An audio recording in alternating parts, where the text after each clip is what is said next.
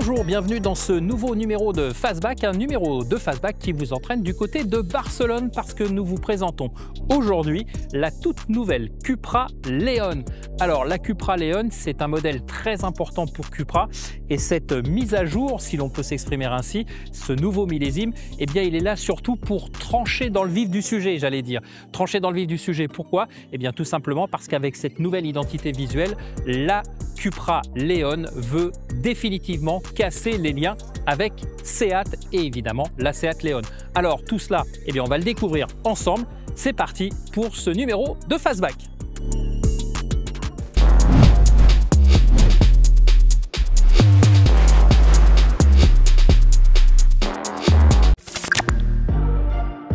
Alors cette nouvelle Cupra Leon, eh bien, elle se différencie de la précédente génération avant tout par cette face avant qui a été totalement retravaillée. Fini la calandre assez présente, là on se retrouve sur des formes assez anguleuses, assez sportives et surtout une définition très linéaire et très anguleuse de cette calandre. Alors vous avez ici beaucoup de travail sur la protection du radiateur. On a ici des entrées d'air qui ont été aussi retravaillées avec ce contraste de couleur entre la couleur de carrosserie mat et les plastiques un peu vernis. Une écope ici avec un feu intégré. Et puis ici, les feux très effilés qui sont maintenant significatifs et qui adoptent la nouvelle signature lumineuse de Cupra, à savoir ces trois petits triangles que l'on retrouve de chaque côté et qu'on va retrouver également à l'arrière. Le logo qui était présent avant sur la calandre, eh bien, il se retrouve juste en dessous du capot moteur et vous le voyez clairement cet avant avec ce capot également bombé et structuré, eh bien, ça amène du chien, ça amène du caractère à cette nouvelle Cupra Leon. Allez, on va donc passer maintenant à la découverte du profil, avec ce profil qui reprend quand même la ligne générale qu'on connaissait. Puis de toute façon, on reste sur des valeurs qui sont celles de la Leon précédente, à savoir 4,40 m de long. Au niveau de l'équipement, eh bien, vous avez des jantes ici en 19 pouces sur ce modèle spécifique, avec ce contraste de couleurs, c'est voulu.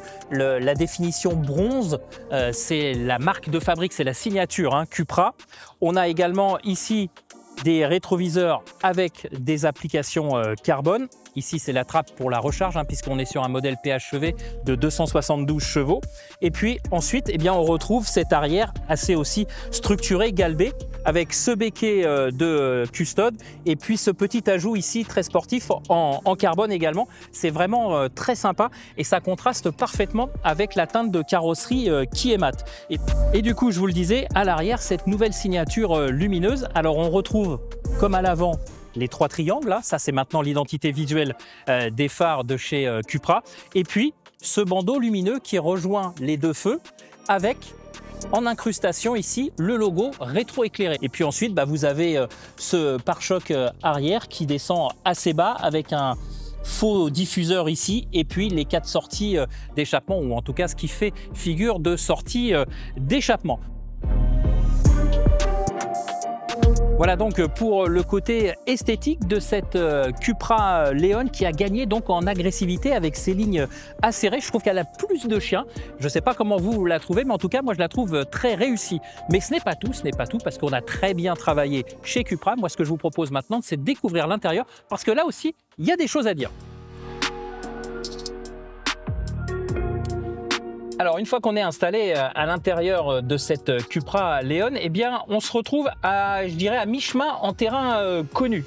À savoir que la planche de bord en elle-même n'évolue pas trop, mais on va revenir sur les exceptions. En revanche, c'est la console centrale qui a été totalement redessinée ici, avec maintenant le levier de vitesse, le sélectionneur de vitesse ici. On a le contrôle de SP juste au-dessus. Et par contre, on se retrouve évidemment avec une toute nouvelle architecture au niveau des cadrans, avec cette tablette ici qui passe de 12 à 12,9 pouces et qui est le centre névralgique de la voiture. Et à l'intérieur également, au centre du volant, un écran qui occupe le centre et qui a une visibilité parfaite. Au niveau de l'agencement de cette planche de bord, ben vous le voyez, hein, c'est réalisé avec des matériaux assez qualitatifs. C'est un petit peu moussé ici, sur le dessus des portes également. Et puis on a un mix des matériaux avec, bon, encore quelques plastiques un peu durs en bas de console, et puis cette texture un petit peu fibrée sur le dessus de la boîte à gants qui est assez sympa. Ça donne un effet un petit peu carbone, mais ça c'est du plastique, hein, on va pas se mentir. Et puis surtout, on a cette place qui est plutôt agréable, cette visibilité qui est vraiment bien dégagée. Et puis le volant ici qui évidemment en son centre prend le logo Cupra avec les deux petites manettes supplémentaires. Alors c'est pas des manettes rotatives, hein, c'est des manettes à impulsion. À droite c'est pour démarrer la voiture et à gauche c'est pour sélectionner les différents modes de conduite. Vous avez derrière les palettes qui sont solidaires du volant, donc ce qui fait qu'en conduite quand on tourne, il y a des fois où c'est un petit peu moins facile à changer de rapport, mais en tout cas c'est plutôt pas mal. Et pour le reste, bah, on a quand même pas mal de place. Un petit mot sur les sièges, ces superbes sièges baquets, vous allez voir quand on va passer à l'arrière pourquoi je dis superbe, mais ils sont réalisés en matière recyclée à 73%. Voilà, du côté de chez Cupra, on fait aussi amende honorable en ce qui concerne le politiquement correct sur l'usage des matériaux. Et sachez que par exemple pour les garnitures en cuir, eh bien c'est du cuir qui est éco-responsable. Voilà, donc on rentre un petit peu dans cette mouvance également du côté de Cupra. Ensuite, pour l'équipement, bah, sur le volant, vous avez à droite la partie infotainment, à gauche tout ce qui concerne la conduite. Mais ça, je vous apprends rien, c'est globalement l'architecture que l'on retrouve dans toutes les voitures et dans tous les volants multifonctions. Au niveau de la connectivité, on a ici un chargeur à induction de 15 watts qui est réfrigéré pour éviter que le téléphone ne chauffe. Et puis vous avez ensuite deux prises USB-C. La boîte à gants, bah, dans l'absolu, elle est là, on va dire. C'est pas exceptionnellement grand. Et vous avez un petit rangement supplémentaire ici pour mettre un téléphone, mais c'est pas un chargeur, hein, c'est juste un emplacement supplémentaire. Voilà, donc encore une fois, clairement, moi j'aime bien cette atmosphère un peu sportive. C'est très bien fini. C'est pas des matériaux hyper premium, mais en tout cas c'est très bien fini. Et puis je vais terminer avec cette petite bande lumineuse. Je ne sais pas si vous pouvez la voir ici parce qu'on est au soleil. Cette bande lumineuse qui court tout autour de la planche de bord et qui s'arrête à mi-portière, eh bien c'est un éclairage d'ambiance et ça vous sert également pour les angles morts, le contrôle des angles morts. Ici vous avez la LED qui devient orange quand un véhicule se présente dans votre angle mort. Voilà, donc on a vu l'avant, on a de l'espace, on est bien maintenu. On a une nouvelle architecture au niveau des écrans. Maintenant, on va passer à l'arrière. Alors voilà, je vous disais qu'on avait des superbes sièges à l'avant parce que vous pouvez le voir ici. Eh bien, ce sont des sièges. Alors, c'est optionnel, hein, mais ce sont des sièges en carbone. Ils sont vraiment exceptionnellement bien réalisés. Ça fait une touche de sportivité évidente. Du coup, quand on est à l'arrière, alors c'est vrai que c'est assez imposant pour le passager, donc on est un petit peu obligé de se déporter pour voir ce qui se passe devant. Donc ça c'est le côté un petit peu moins positif de la chose. En ce qui concerne l'espace, clairement on est bien assis, c'est confortable, mais il faudra pas espérer voyager à 3 adultes derrière, c'est quasiment mission impossible. Déjà parce que on est un petit peu à l'étroit. En plus, il y a le tunnel central ici qui gêne un petit peu pour les jambes. Et puis la place du milieu, comme à chaque fois, c'est une place maintenant carrément, on peut dire, de dépannage. Voilà. Par contre, 2 adultes, on sera vraiment à l'aise. On n'est pas trop droit.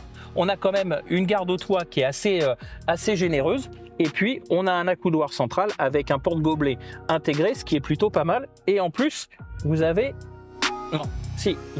la trappe ici qui libère l'espace dans le coffre si vous avez des objets longs. Généralement on appelle ça la trappe à ski, mais au mois de juin une trappe à ski ça sert pas à grand chose.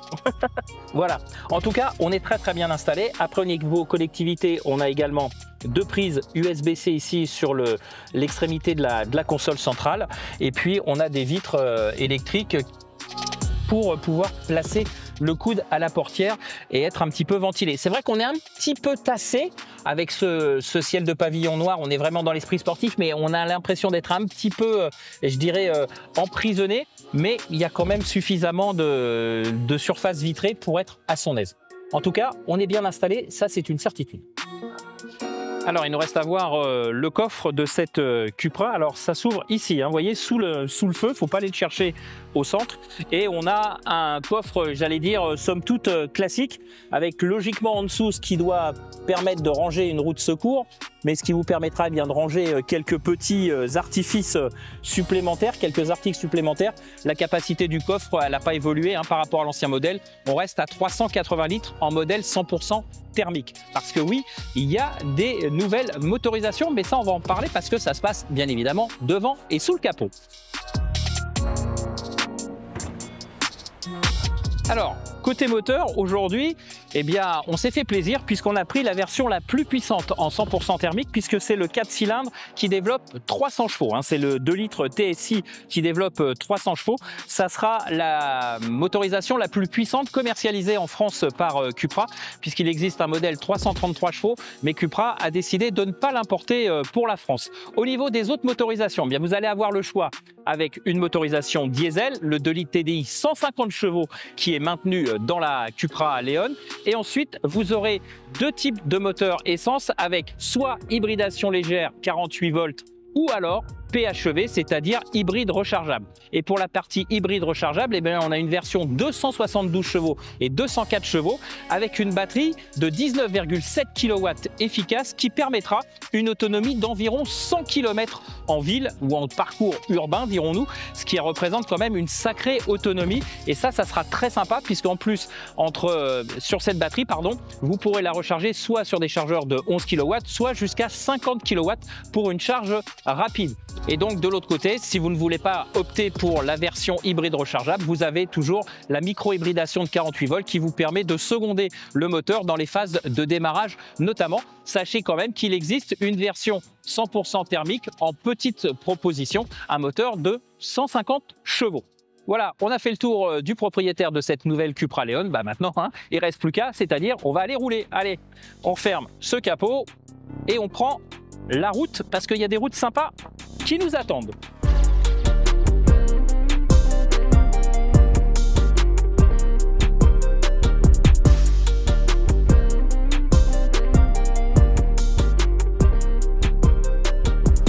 Alors au volant de cette Cupra Leon, eh bien on a tout de suite l'ambiance qui est au programme et affichée avec cet environnement sport.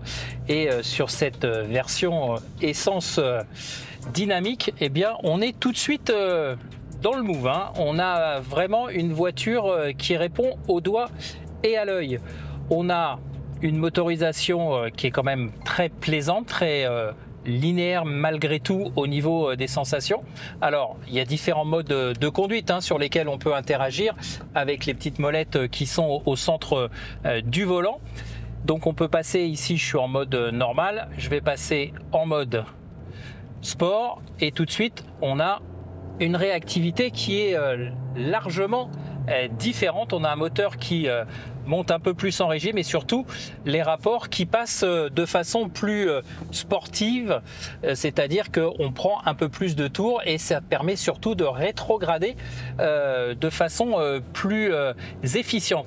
À noter d'ailleurs à ce sujet, au niveau des rétrogradages ou même des passages de vitesse, et bien que cette boîte DSG 7 rapports, elle est très réactive, elle est vraiment très bien calibrée. C'est vraiment un pur régal que de pouvoir monter et descendre les rapports à la volée. Il n'y a pas du tout d'intervention, vous l'entendez là, d'intervention d'un logiciel qui permet de réguler les effets désirés par le conducteur. Donc ça, de ce point de vue-là, c'est vraiment très sympa. Alors, je vous parlais de la réactivité de la boîte et du moteur en fonction des différents modes de conduite choisis. On va aussi parler de l'équilibre du châssis avec cette nouvelle plateforme évolutive hein, du MQB. Eh bien, on a un châssis qui est plus performant, on va dire, et surtout, on a un travail des suspensions qui est vraiment épatant. Le système DCC hein, de suspension pilotée a été recalibré sur cette nouvelle Cupra Leon et je peux vous dire eh bien, que ça fonctionne parfaitement. Que ça soit dans les petits coins ou que ça soit dans les grandes courbes rapides, eh bien, cette Cupra Leon, j'ai pas peur de le dire, c'est un vrai rail. Ça fonctionne très bien, ça tient bien la route et paradoxalement, même si l'amortissement est un peu ferme, eh bien le confort n'est pas spécialement dégradé et ça c'est vraiment une bonne nouvelle. Alors oui, sur les inégalités, c'est un peu sec, mais sincèrement, c'est jamais désagréable. Et ça, c'est quand même un très bon point et un bon coup de chapeau aux ingénieurs qui ont recalibré ce système DCC de suspension pilotée parce que c'est vraiment efficace. Alors, je vous ai parlé de l'efficacité des suspensions avec ce recalibrage du système DCC. Il faut aussi parler de la direction, elle aussi, hein, qui a été retravaillée. Et là encore, eh bien, ça porte ses fruits parce que c'est vraiment très plaisant au niveau de la direction de cette Cupra Leon, dans la mesure où on a une direction qui est pas trop lourde, qui est très précise, on a une remontée d'informations qui est vraiment bien et surtout elle assure un guidage qui est vraiment exceptionnel. Je vous rappelle que toute la puissance passe aux roues avant et malgré cela, eh bien, quand on sort des épingles, alors c'est vrai que de temps en temps il y a des petits renvois des transferts de couple, mais pour le reste, eh bien, c'est vraiment très précis et dans certaines épingles qui se referment, on remet un petit peu de volant et la voiture s'inscrit. C'est vraiment très efficace au niveau du train avant et cette direction active qui a été recalibrée également, qui a reçu quelques améliorations, et bien elle démontre toute son efficacité, surtout sur ce parcours hyper sinueux. Alors côté moteur, le 4 cylindres, eh bien, il fonctionne parfaitement, hein. Il délivre sa puissance, comme je vous l'ai dit auparavant, de façon assez linéaire. Et quand on commence vraiment à jouer avec la boîte de vitesse et avec le relief de la route, eh bien, il faut rester, pour avoir des relances efficaces, il faut rester quasiment aux alentours des 2800-3000 tours minute. En dessous, ça repart. Mais ça manque un petit peu de watts et ça vous fait tout de suite comprendre qu'il aurait mieux valu rentrer un rapport supplémentaire. Mais sincèrement, ce moteur, il est vraiment agréable et même à haut régime, ça hurle pas trop et ça envoie des relances efficaces. Donc encore une fois, bon point sur cette motorisation. On sait faire les moteurs, hein, chez Cupra. On rappelle que de toute façon, la descendance vient du groupe Volkswagen, de Seat, etc. Donc les 4 cylindres, on maîtrise depuis un bon moment. Alors évidemment, qui dit sport dit accélération, dit inscription dans les virages, mais dit aussi surtout freinage. Et de ce point de vue-là, cette Cupra Leon, eh bien, elle est plutôt efficace. Je dirais plutôt efficace parce que quand on commence vraiment à la chatouiller et rouler sur un rythme très élevé, ça commence un petit peu à chauffer du côté des freins et on sent progressivement la pédale s'enfoncer. Après, vous me direz qu'on a eu une portion de route fermée sur laquelle on pouvait s'exprimer pleinement et on a évidemment grossi le trait, forcé le trait même, je dirais, ce qui fait qu'on arrive assez rapidement aux limites de cette pédale de frein, mais le toucher est vraiment sympa, il y a du mordant tout de suite et on peut vraiment bien doser. Donc ça, de ce point de vue-là, il n'y a pas de souci. Après, la longévité, bah, forcément, quand on adopte un rythme très sportif, ça devient un petit peu plus aléatoire. Ce qu'il faut savoir également, c'est qu'en option, vous pouvez opter pour un système de freinage Brembo. Et là, évidemment, avec le freinage Brembo, vous repousserez encore un petit peu les limites de ce palier où les courbes s'inversent, où on perd de l'efficacité, malheureusement. Mais en tout cas, vous avez cette possibilité-là d'opter pour un freinage Brembo en option.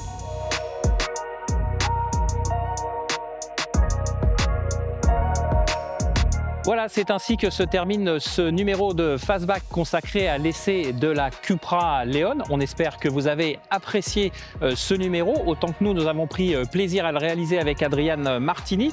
Alors Cupra, c'est pas une histoire qui s'arrête aujourd'hui avec ce numéro de Fastback, puisque on vous donne rendez-vous à la rentrée. Ça sera mi-septembre à peu près, et on vous proposera bien tout simplement l'essai du nouveau Formentor. Et là, cette fois, on sera en Italie. Mais bon, on n'est pas encore là. Il va y avoir la période estivale. D'ici là, n'oubliez pas d'aller sur la chaîne YouTube Fastlane TV, vous vous abonnez, vous activez la cloche pour recevoir les notifications. Et d'ici là, eh bien, on se retrouve pour de nouvelles aventures et notamment les débriefs MotoGP. Voilà, merci de votre attention. À très vite sur l'antenne de Fastlane TV.